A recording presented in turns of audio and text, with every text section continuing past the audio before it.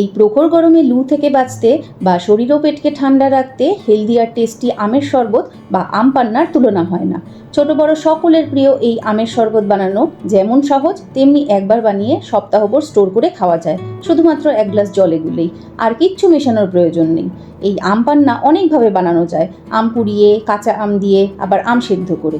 আজকে আমি বানাবো আম সেদ্ধ করে। এটা খুবই ঝটপট তৈরি হয়ে যায় আর স্বাদ তো অমৃত সমান। এর জন্য আমি 3টে তোতাপুরি আম ভালো করে ধুয়ে নিয়েছি।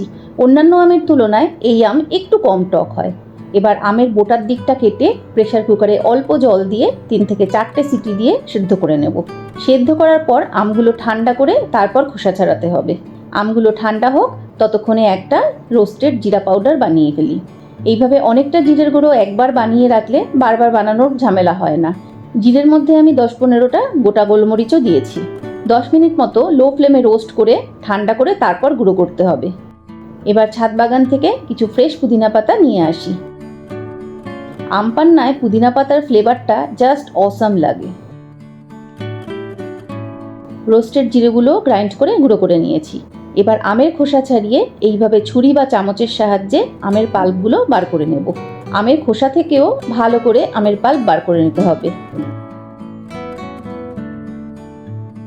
এবার এই আমের পাল্প মিক্সিং জারে ব্লেন্ড করে একটা স্মুথ পেস্ট বানিয়ে নিতে হবে। আর এর মধ্যে 200 গ্রাম চিনি, 1 মুঠো ফ্রেশ পুদিনা পাতা, 1 চামচ বিট নুন আর 1 চামচ রোস্টেড জিরা পাউডার দিয়ে ভালো করে ব্লেন্ড করে নেব।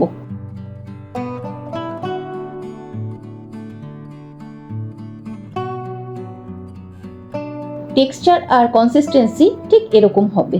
এবার এই আমের মিক্সচারটা একটা কাচের বোতলে ঢেলে ফ্রিজে রেখে 1 সপ্তাহ পর্যন্ত স্টোর করে রাখা যাবে। যখনই খেতে ইচ্ছে করবে 1 গ্লাস ঠান্ডা জলে 2 চামচ এই আমের পিউরি আর আইস কিউব মিশিয়ে নিলেই আমের পান্না তৈরি। এবার আমি এখনকার জন্য আমের শরবত বানাবো। আম সেদ্ধ করার সময় যে জল ব্যবহার করেছিলাম সেই জলের মধ্যেই 2 চামচ আমের পিউরি দিলাম। তারপর মিক্সিং জারের চারপাশে যে অবশিষ্ট আমের মিশ্রণটা লেগেছিল তার মধ্যে জল দিয়ে সেই জলটাও দিয়ে দিলাম। তারপর সব ভালো করে মিশিয়ে নিয়ে বেশ কিছু বরফ কুচি দিয়ে দিলেই আম পান্না তৈরি। এবার গ্লাসে সার্ভ করে ওপর থেকে আইস কিউব, সামান্য রোস্টেড জিরে পাউডার, ছোট্ট একটা আমের টুকরো আর পুদিনা পাতা দিয়ে গার্নিশ করে মন প্রাণ জুড়ানো ঠান্ডা ঠান্ডা আম পান্না এনজয় করো। এর থেকে রিফ্রেশিং ড্রিঙ্ক আর কি হতে পারে।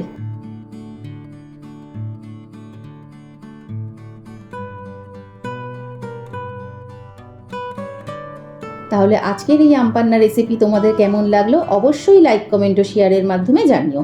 এবং আরও নতুন নতুন রেসিপি দেখার জন্য আমার চ্যানেলটা সাবস্ক্রাইব করে প্লিজ পাশে থেকো।